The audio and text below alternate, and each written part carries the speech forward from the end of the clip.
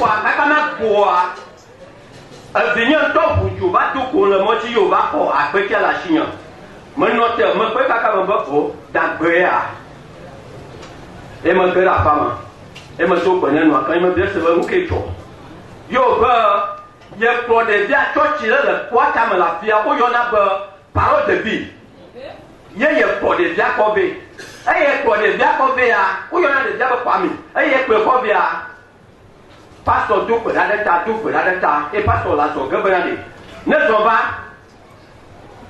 aye ou ko titre apo ya o le la sia o ko po le si pele tout le bien ba ya ye ma so aso ye ma so apo pasteur pele ba le gele ba ya ma la so apia jo ya te fa son ko ma ko zo ajouer la pomme et me ko on ya le ma me alnyang tung ala pepe me nye pena mau de la fia me nye pe afama kan so ala mau ewe me nye pe nti la pe fu be mau ewe o que mau si wodi faut pas ni ba ye ewe e finir son pe ma pe comme tout ma dia nyon ton to me la fia abo santo frère me nye kamama me yike de ko de sukata me yike bien pour le zukata et me ko zukata me pepe ou le konyama aye me tochi me ko zukata me pepe fana paso aye o tonsué l'enkunyama yes aye o tonsué l'enkunyama bokaka mo bona no atia tena mona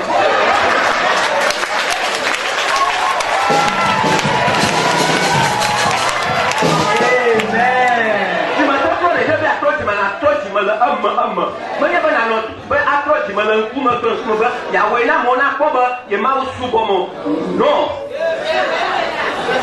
ama ma ko ko yes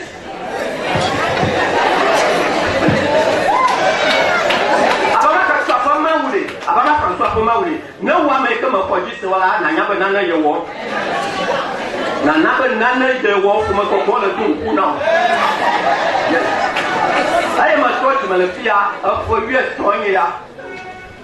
tonya ma tochi ma le bongwa ma le fia sala ma la pe jana Yehowa nka choga wala nya pe ma nya ba ni to pe nka anepo la sang 2 étages ma que le 2 étages ya jiba jani ma ko ka kenye mango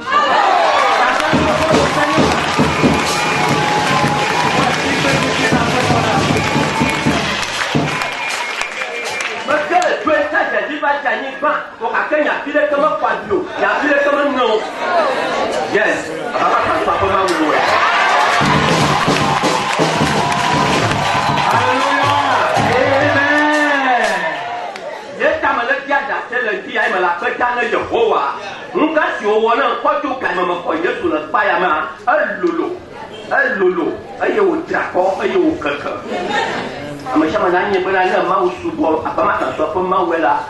oh, na wa nkuma kule nkuma manya ba mai so ma fa ba ma wu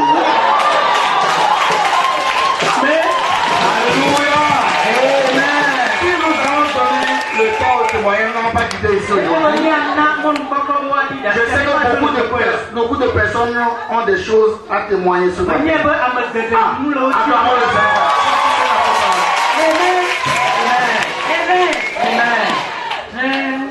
il a décadé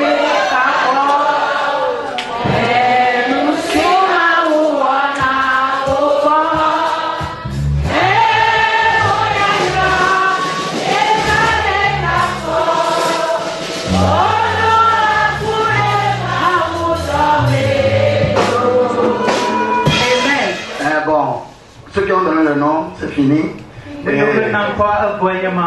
Comme papa dit que les gens ont qu'à témoigner, mais moi-même je vais donner mon témoignage. Alléluia.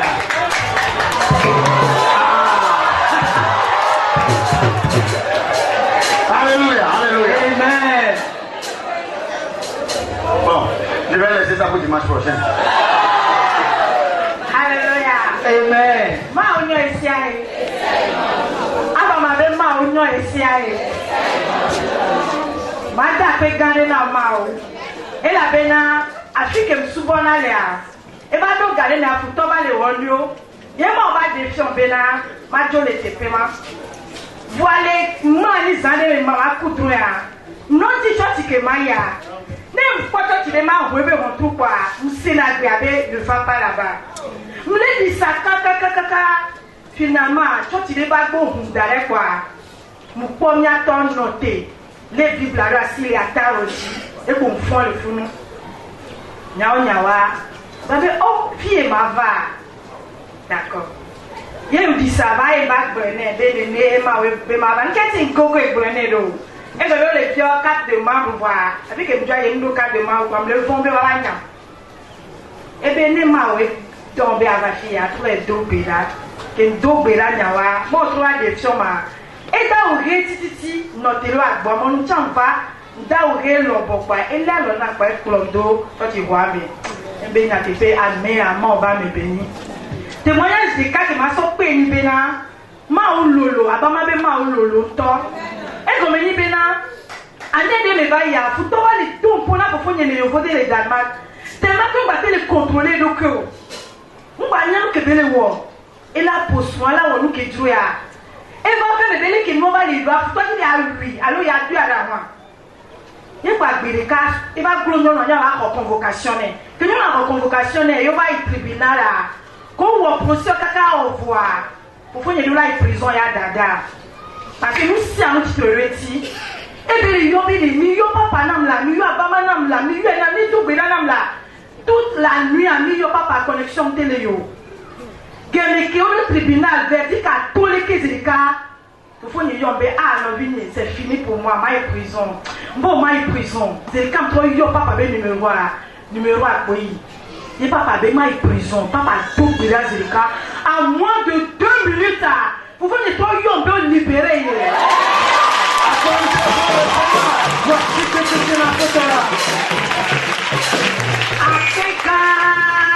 Dieu est bon à tout moment. Ce matin, j'aimerais remercier le Seigneur parce que depuis Abidjan, les hommes de Dieu me disaient que Dieu m'appelle. Et je leur dis non, que Dieu ne peut pas m'appeler, que c'est pas moi que Dieu peut appeler.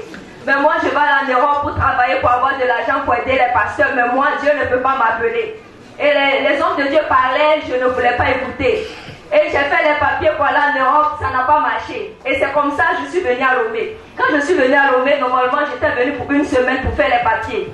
Et quand je suis venue, je partais dans une église. Mais quand j'étais là-bas, je n'avais pas la paix du cœur. Je suis partie dans une autre église encore, je n'avais pas la paix du cœur. Et je suis restée à la maison, j'ai prié. Quand j'ai prié, j'ai fait un rêve. Dans le rêve, j'étais dans un problème. Et l'apôtre m'attendait à la porte d'une église. Dès que je suis arrivée à son niveau, je me suis réveillée. Et c'est là Dieu m'a dit qu'il veut que je vienne adorer la parole de vie. Mais en ce moment, je ne connaissais pas parole de vie. Et il y avait un séminaire, et on m'a invité à ce séminaire. Lorsque je suis venue, j'étais tellement contente, c'est comme si j'étais chez moi à la maison. Et c'est là Dieu m'a dit que je devais adorer ici. Maintenant, concernant le travail de pasteur, franchement, moi je ne savais pas que ça allait me rattraper encore ici. Un jour, j'ai fait un rêve. Dieu m'a dit d'aller à l'institut biblique. Donc quand je suis partie, quand j'ai fini, je suis allée voir la poste. Je dis bon, moi je suis fatiguée de rester au Togo parce que je souffre trop, donc je vais retourner en Côte d'Ivoire. Et il m'a dit d'aller prier. Effectivement, quand j'ai fini, je suis partie dans l'intention de ne plus revenir. Et arrivé là-bas, on me dit encore, Dieu me dit de revenir. Je dis mais qu'est-ce que j'ai fait à Dieu? Et chaque fois Dieu me dérange comme ça. Et le jour où j'ai fini l'institut, l'apôtre ne m'a pas appelé au bureau pour me dire ma fille, à partir d'aujourd'hui, tu vas travailler comme pasteur. Un dimanche, j'étais là comme ça pendant le culte. L'annonce sort que le pasteur David, que celle qui a fait le stage de nous, celle qui sera pasteur. Franchement, je suis allée voir l'apôtre au bureau. Je lui ai demandé pardon. Que le travail de pasteur n'a laissé. Que je n'ai jamais fait ça. Et il a souri, il m'a dit de faire. Et aujourd'hui, je remercie le Seigneur parce que Dieu est passé au travers de lui pour réaliser ce que je fuyais depuis Abidjan. Amen.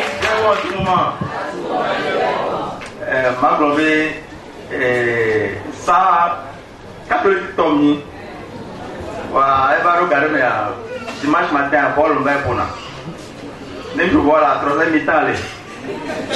Et troisième mi-temps, caca 18h, on n'a pas la commis. Et Maoudon, tu peux dire, et un point. Et parce que Douaka, Maonaka m'a dit à votre maman. Et il me dit, tu peux dire, et donc, pour le Mavati, voilà, il y a un ballon. dimanche le cas que m'a va d'asibol et m'a va dimanche le chotia mbe non que c'est maounia et wato le la menam mbe et ya no bol et ya no bol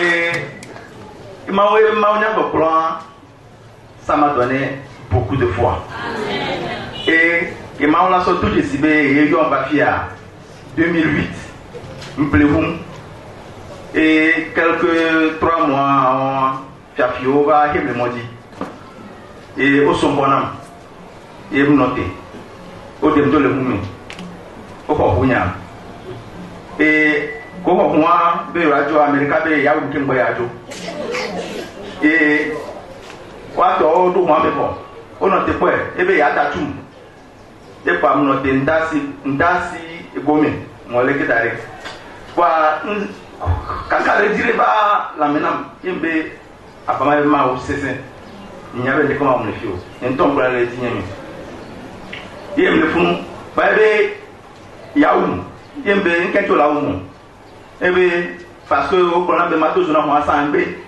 e o po mjake so téléphone na yo amo e ntia ila wu ne no e mu ani yo jo le fia ma ba yo sojo e kwa ke ndasi gomere ke aeba kwaro nam alors il to c'est donc comme et pas pour que par exemple tout le pied et ben tu ne peux pas tirer que ben tu peux pas tirer quoi à te me faire le cas pensant que tu as le pied et bien c'est tu comptes sur quoi pour me dire ça et ben je compte sur l'Éternel qui est mon berger. Est-ce que tu veux acclamer le Seigneur? L'Éternel mon berger, je sais que rien ne peut m'arriver. Il me donne quoi? À te baver quoi? Et toi alors que le pied. Quoi toi le moi mais mon frère, Dieu va partir, tu perds le temps. Et bien je vais le tuer. Si tu veux le tuer, tu viens au partir non? Quoi et le fou tel tatu on tel édition. Et le fou kaka quoi? Avec mes cantos les volants dit et pas loin. Et au scodo kunyeme, et au jo. Et nous avons bien le camion officier de PJ et mieux quoi et que les permanences quoi et wato quoi et enquête à on prend un dépôt gendarmerie va le fois ka et va d'assigner Dieu à combien et Dieu à combien bon ni adikatam de le somo et je lance bébé un bon dépôt non qui une sorte de média au porte-monnaie au son dépôt au sojo et vale quoi semaine avec les deux là tout le monde obéit et que abama fiom dim nana et le nadima et pour je menacerai celui qui dévore yembe ne balezi makaro enyawatia que wan que insalo de bois dans la droite et pour ne et nous quelqu'un va majo et gendarmerie et gendarmerie pour faire la déposition et pour ne quoi et mjo ni funu quoi et ni pas déposition et oyo no vini lo po mure ti papa me le badabo nke mawo trop papa et ba papa le moti na papa le fún wa dare on tell to le fún on tell le to le o fún toi o to le wa dare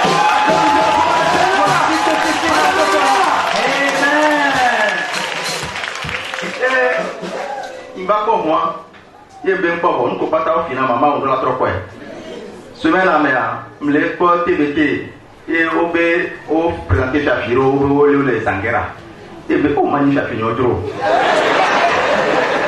et nous qui avons gendarmerie SRI et bien on pas TBT au présenter mais au ma quoi ben ko au les ma quoi ma ko ndé nyere le ma quoi à l'eau Chafino ma yo de nous Coréa portable ni bracelet ni et nous aussi appareil photo nous ko pata au film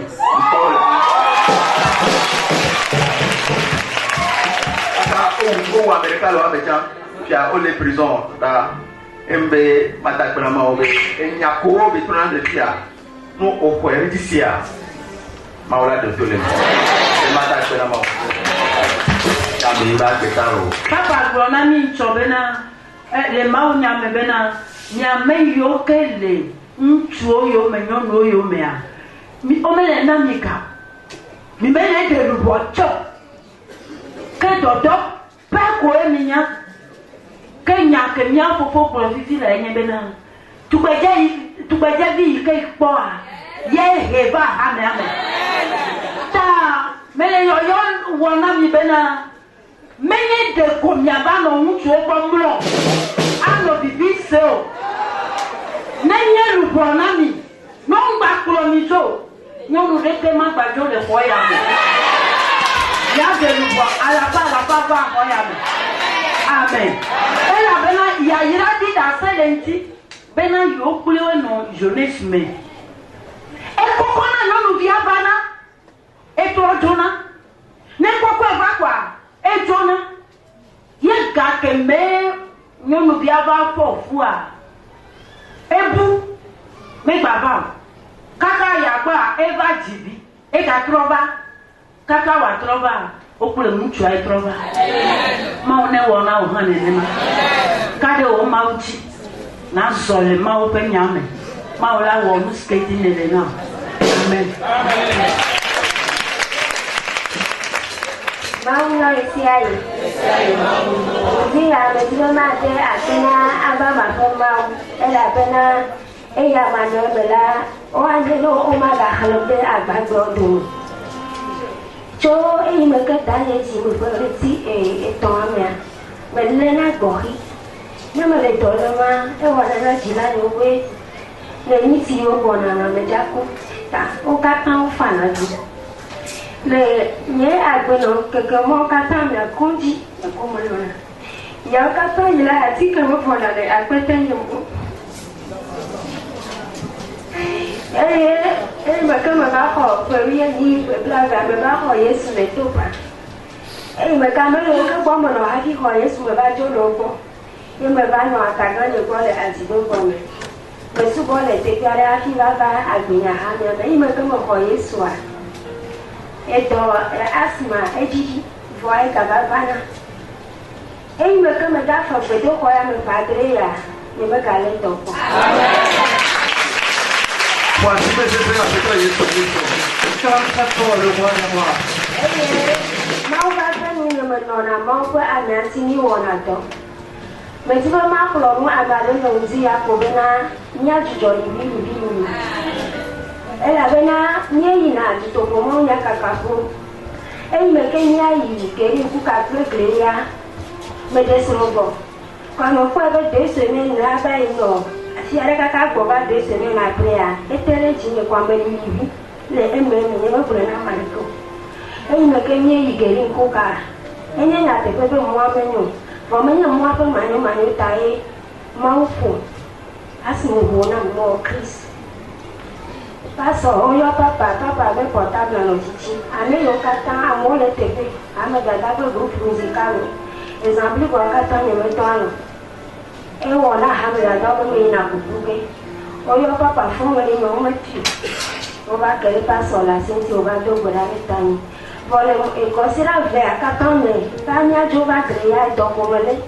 E me ke ni boy me ba do gora. E ma uto na mbe. Iyo do ko ma wo do na e. Amen. Bome ni bi no nti ta me ti ba ma ko no amare ko bena ni achijo ni ani Mau yo isi ai no tende ke ya ni ko ni to ko shuru nde ma di da se to me kenti o papa di kanti ko ja di da se lo do a mu nya ma o ko mu ko bia mi wo de kale ma wo me ke gba ba fi ni diaconese la fili san o ke mba po papa ko be etobo nous tu vois que d'autres c'est le même et bobo le qui a souvent nous tu vois que d'autres c'est sont pareil à moi donc on va faire un truc qui est pas voilà papa et bobo le qui a tout mais le cas mignon je comprends avec lui doit je suis pas que souvent il faut do l'homme moi aussi de savoir que va devoir pas ma tout bonhomme que ma va comme fille on va de quoi inviter me va fille là que va quoi me pour me ver ndola va be church ko ndola va be church ko be inviter que va que va en tom va church parce que dans le church quoi mais nous que pour ma oui de le church que quoi be le sauver church quoi mais si américain alléluia me le quoi mais amnesia me le clé ainsi que je me le quoi miedo me le quoi amnesia me le clé le quoi ba man to le clé la terre wajin do tati kayo amo le clé do ngaka mbe o nyem tie le na nyoko amo le clé to e wa dans même de goro auto lo de bibo de dieu nous sont des parce que de coup sont pas ba nyem passe na tati akoko ba nwanko ba to nous sont pas mais le pente sinu be ko nya ko diplôme o le bio se be me ka munima wa ba to ko papa ba na mbe se le ma no ba ma ba to ko me fia ne mu so gadaro kaka ko mi ta ga bunana ne gale alo me na ne mle le mo ti ta buna ga bo e ga bunana mi ga ti tu ki o ko ke ndo ko ya